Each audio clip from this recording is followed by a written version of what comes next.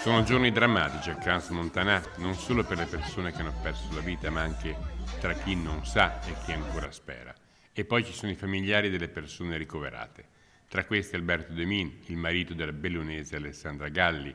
L'uomo si è chiuso nel più stretto riservo, l'unico con cui tiene i contatti è il presidente dei bellunesi nel mondo. Mi ha detto che è stata operata, il decorso è molto complesso e ci vorrà tanto tempo perché le mani erano parecchio messe male e lo stesso metà del viso, poi la pelle, cioè, i capelli, senza capelli, ma sono tutte cose che l'importante è che fosse fuori da pericolo di vita e questo me lo ha confermato.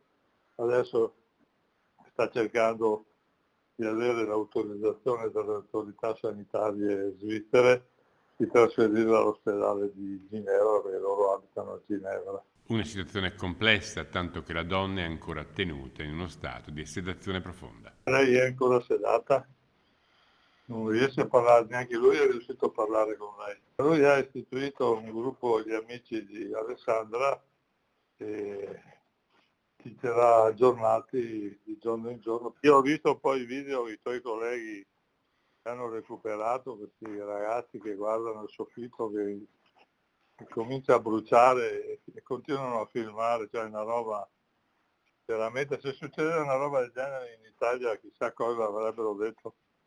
I svizzeri sono perfetti, anzi altro che perfetti.